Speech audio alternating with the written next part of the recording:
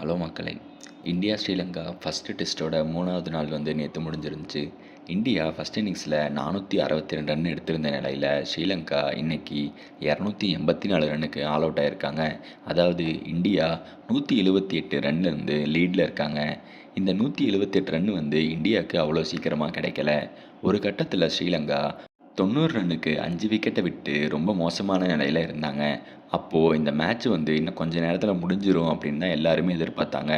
ஆனா, சோனல் தினுஷாவும், நிரோஷன் டிக்வெல்லாவும் சேர்ந்து இந்த மேட்ச ரொம்ப காம்படிட்டிவா எடுத்துட்டு போனாங்க. தினுஷா செஞ்சுரி அடிச்சாரு. டிக்வெல்லா 80 ரன் எடுத்திருந்தாரு.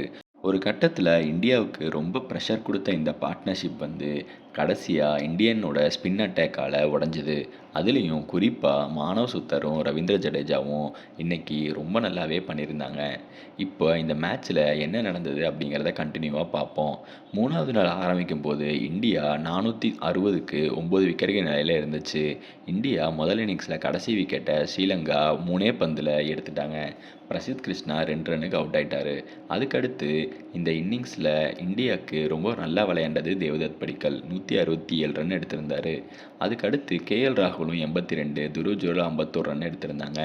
இப்போ 462 ரன்னுக்காக மறுபடியும் பேட்டிங் பண்ண வந்த ஸ்ரீலங்கா இந்தியன் பவுலர்ஸை ஆரம்பத்திலிருந்தே ப்ரெஷர் கொடுக்க வச்சாங்க.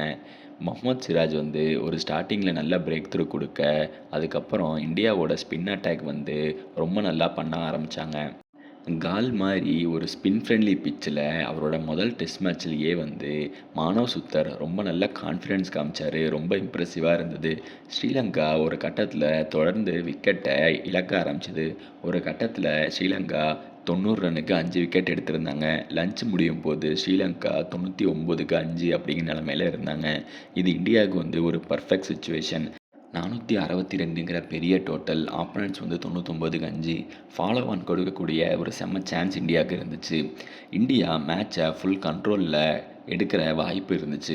ஆனால் அடுத்து நடந்தது தான் டே 3ல ஸ்ரீலங்கன் டீமோட ஒரு நல்ல ரெக்கவரி. தினுஷா டிக்வெல்லா பார்ட்னர்ஷிப். ஸ்ரீலங்கா எப்போ என்ன நடக்கும், எப்படி விளையாடுவாங்கன்னு யாருக்குமே தெரியலை.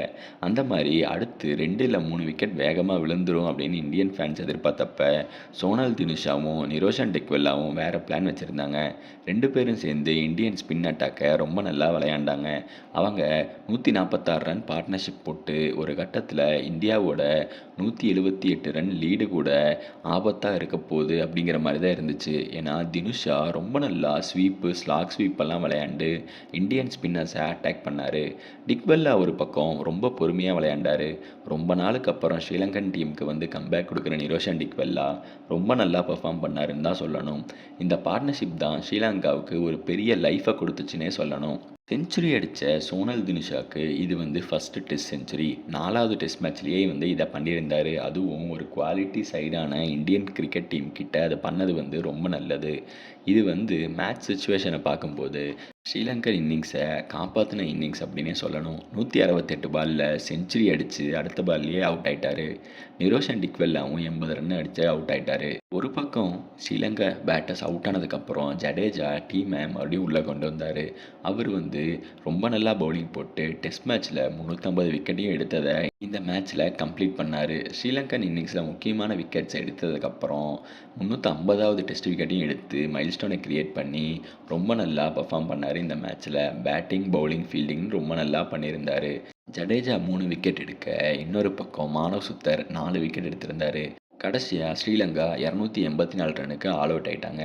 India 462, Sri Lanka 284. India lead 178 run. அதாவது முதல் இன்னிங்ஸில் இந்தியா 178 லீடோட அடுத்து பேட்டிங் பண்ண ரெடியாக இருந்தாங்க. ஆனால் அதுக்கப்புறம் மழை வந்ததுனால இந்தியாவால் மேட்சை கண்டினியூ பண்ண முடியல.